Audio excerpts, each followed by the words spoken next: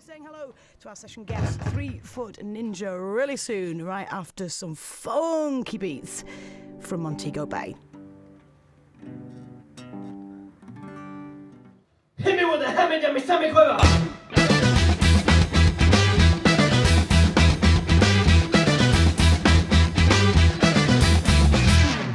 I'm in a band called Montego Bay. We are a 7-piece funk, reggae, ska, rock type band. We're from York, United Kingdom. My name is Robin Pickford.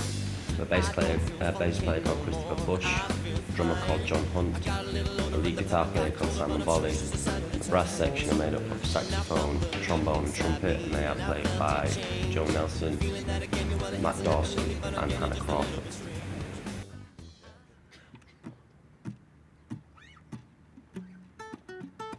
Montego Bay is a place in Jamaica, and obviously Jamaica is heavily associated with things like reggae and ska and stuff, so that's probably one aspect of why the band was named Montego Bay. I've never been in a group of such good musicians, like really never. So just playing to that level of quality is amazing. And you get all the kind of dynamisms and the relationships you get between instruments and stuff. I don't think I've had to adapt really. It's been more of kind of, I can't think of the word. It's more settling, it's more comfortable now. It's kind of like we have faith in each other that we all want the same thing. We have faith in the material that we're writing and that we're prepared to work for getting to the next level. We've pretty much played everywhere in York. We've played here at the Duchess, which is probably the biggest venue we've ever played at. We've played at Fiddlers, Stereo, the University, Basement Bar. Inspirations. Seth Lakeman, oh my goodness, he's absolutely amazing. I love Seth Lakeman. He's a folk artist, but brass-wise, no, I just play it because I like it. I don't really have anyone that I look up to. Alex Turner is the king of life. Carlos Santana. Yeah, if there's one person that kind of epitomises what guitar playing should be, for me it's Carlos Santana. Roger Taylor, the drummer from Queen, is my all-time hero. I love him, I think he's fantastic.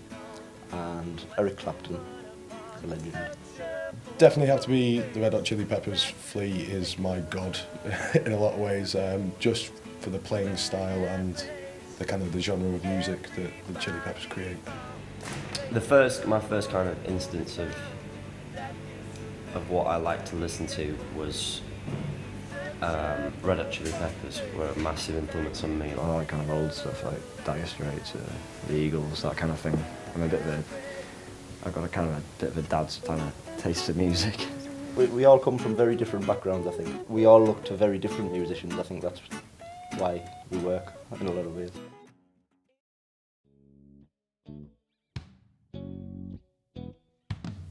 I don't know that we've had to adapt to the new people coming in.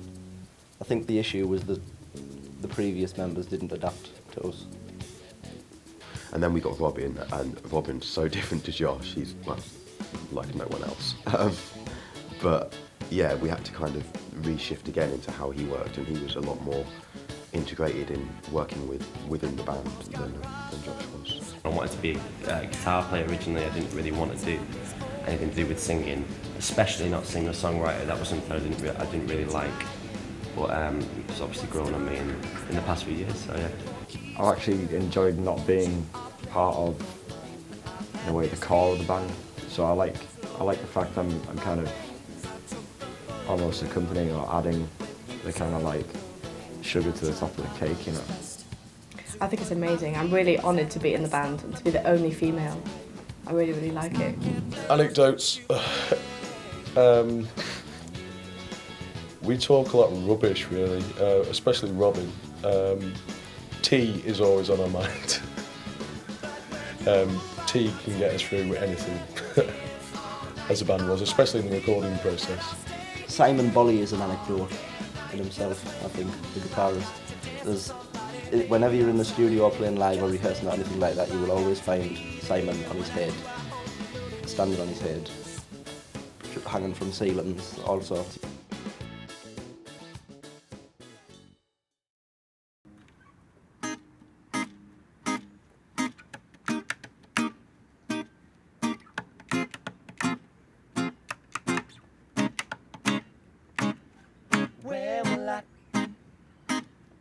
When will oh, when will I look back and laugh?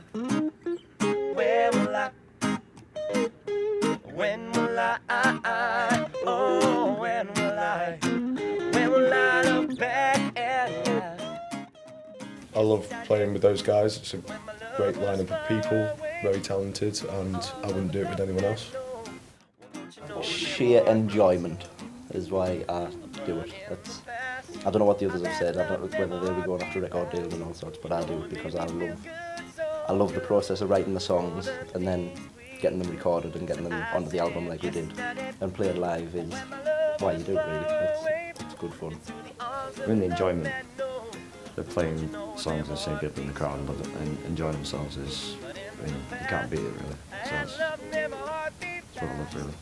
I think Montego have. I think there's a lot of potential, and because it's quite commercial.